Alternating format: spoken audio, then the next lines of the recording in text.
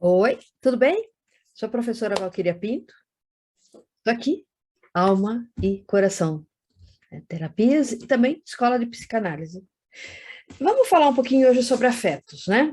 Afetos e afetividades, né? Não vamos misturar as coisas. Então, esse termo afeto e o termo afetividade é como uma expressão primordial. Primordial?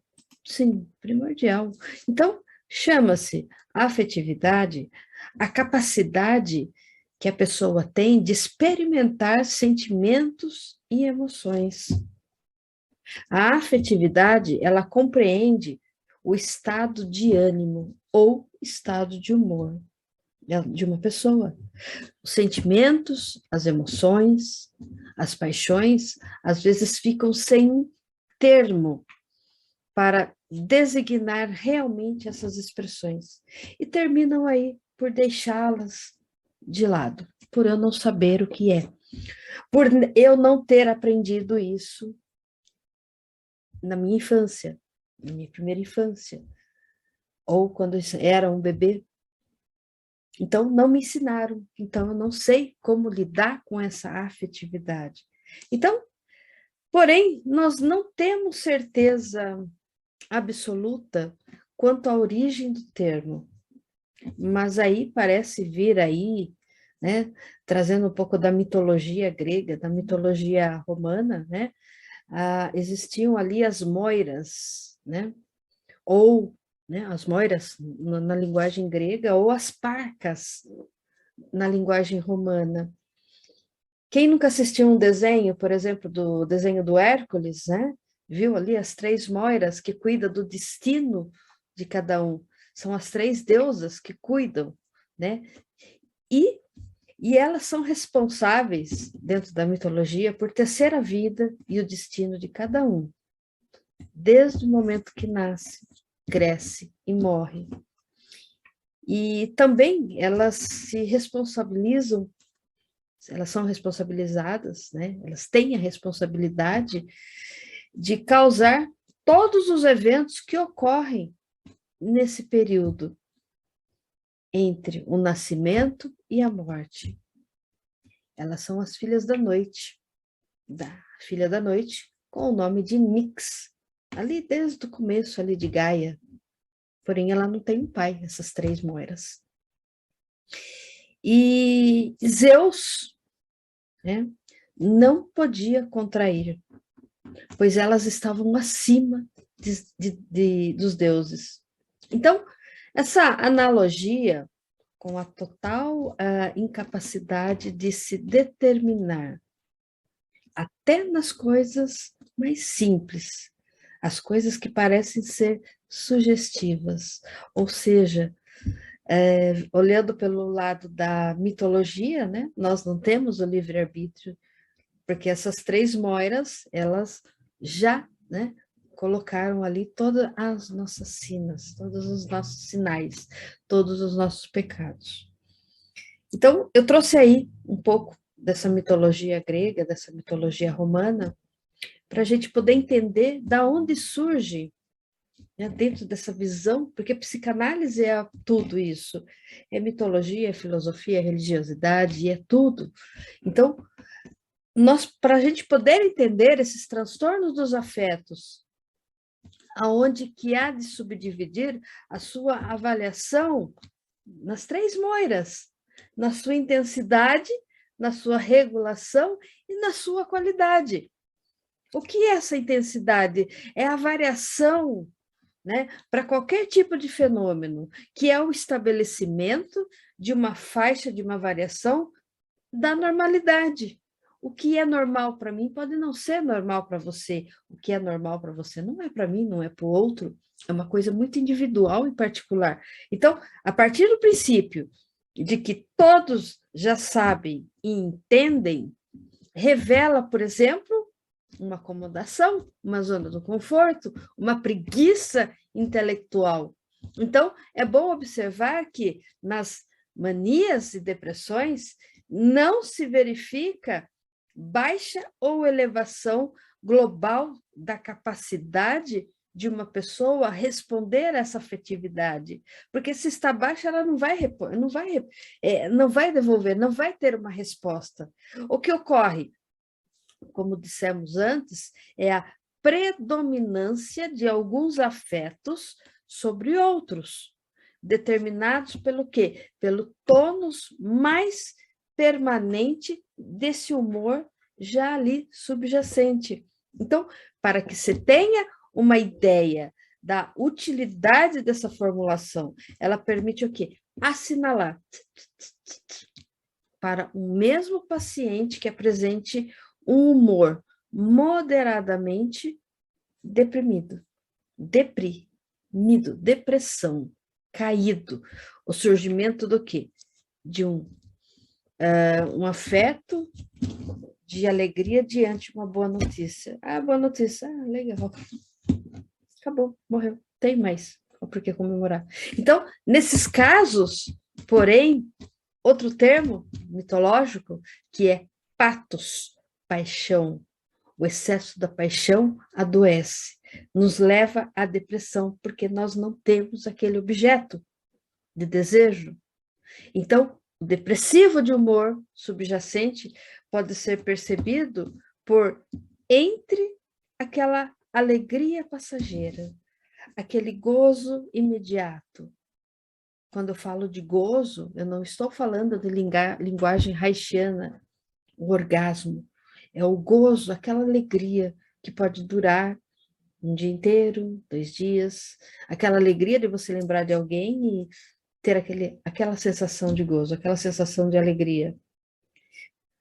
Então, baixa dos afetos, uma baixa global dos afetos, ela pode verificar ali entre pessoas portadoras de esquizofrenias residuais. E assim também nas síndromes de aptoabúlicas, ou seja, aquela coisa que é de uma natureza que pode ser orgânica ou não. Então, é muito necessário observar essa preservação da capacidade de expressar afetos, que pode ser muito útil do ponto de vista semiológico, pois ela vai permitindo a distinção entre pacientes que têm o transtorno de bipolaridade muito grave, que também são um pouco desorganizados, e também aqueles pacientes esquizofrênicos residuais. Então, em uma gradação dessa baixa global na capacidade do quê? De expressar afetos. Podemos citar também aquela diminuição, a pessoa vai diminuindo, aquela que vai esmaecendo, vai ficando vazia, né? Aquela coisa que você não consegue. Podemos chamar, por exemplo, de um termo de embotamento, né? Esse termo vem ali, por exemplo, de uma metáfora de um botão de rosa que não consegue desabrochar, ela embotoa. Então, esse limite inferior para variações da capacidade de expressar afetos, ela deve ser procurado entre ali pacientes esquizofrênicos, pacientes esquizoides, né? Me desculpa, não é esquizofrênico, mas esquizoides. Por quê? Porque eles não conseguem considerar uma outra forma, né, para esse termo dessa esquizofrenia. Está embotoado, está ali, não tem essa. Então, já é um possível limite superior, onde há que pode-se encontrar entre pacientes, no caso, os histriônicos, assim também como os borderlines. Por favor, não confunda bipolaridade com borderlines. As coisas são parecidas, mas elas são distintas. Uma coisa é uma coisa, outra coisa é outra coisa. Os borderlines, eles são os fronteiriços. Eles estão sempre na borda. Eles estão com um pé na neurose e outro na psicose. Não confunda. O segundo item aí que nós temos aí, a segunda moira, podemos chamar de regulação, né, que apesar de haver apenas 2 tipos de manifestação, né, que a gente pode chamar aí, por exemplo, de labilidade afetiva ou de incontinência emocional. Então, aqui também há algumas controvérsias dentro da psicopatologia, que uma vez que essas combinações de palavras, elas têm sido feitas de uma forma diversa. Por exemplo, como dissemos ali, o termo emoção, ele deve permanecer fiel à sua origem. Emoção, mover, eu estou dando uma movimentada, estou movendo, a ser aplicado o quê? As situações nas quais são disparados alguns atos ou algum tipo de conduta. Assim como no termo de incontinência, ele fica muito mais adequado e elegante ao lado ali das emoções, tá? Eu tenho ali a emoção e eu tenho a incontinência, né? Falaram que ficaram mais elegantes, né?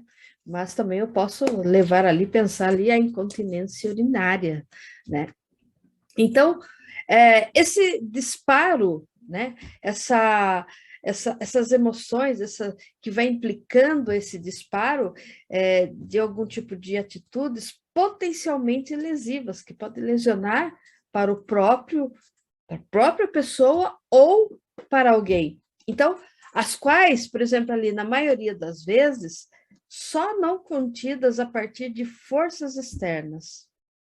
Uma certa labilidade faz parte das características fundamentais dos afetos em geral. Então, por isso, a caracterização de um sinal ou algum tipo de sintoma, ela está associada ao tipo de demanda. Então, existem ali alguns tipos de características que são específicas e podemos distribuir isso em 3 tipos.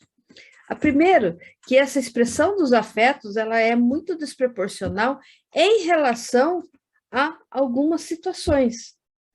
Segundo, ela vai ficar oscilando entre os extremos de uma mesma dimensão. Ao mesmo tempo, eu posso ter um ataque de riso ou um ataque de choro. Ou posso ter um ataque de ódio, ou eu posso ter um ataque de amor. E outras coisas, e outras dualidades, tá certo? E no terceiro, dentro dessa observação, é que essa oscilação, ela seja muito rápida. Então, quem é que pode determinar, apontar esse tipo de trabalho? Através dos profissionais da área da psiquiatria, porque eles possuem ali os protocolos de acordo com o DSM, o Diagnóstico de Saúde Mental, e somente eles podem fazer qualquer tipo de laudo, somente eles podem fazer qualquer tipo de medicação. E a terceira moira, que é a qualidade. O que é essa qualidade? Então, podemos encontrar aqui uma concordância entre os diversos autores que estudaram sobre isso, mas ainda assim, cabem ainda algumas dúvidas sobre isso. E aonde que você vai poder tirar essas dúvidas? Dentro do DSM, dentro do Manual do Diagnóstico de Saúde Mental, que ela ali tem todos, né, os modelos, tem todas as dicas, as informações para você saber o que é uma coisa, o que é o afeto, o que é patos, o que é afetividade. Tá certo? Então, a psicopatologia, por exemplo, dos afetos, ela nos leva a 6 tipos de danos que podem causar. A primeira, que seria a paritimia, a segunda, a ambitimia, a terceira, a neotimia, a quarta, a distimia, a quinta, a disforia, e a sexta, que é a anedomia. E aí, tá gostando? Fiquem aí com a gente, né? Vamos aprender cada uma delas, tá certo? Gente, gratidão, fiquem bem.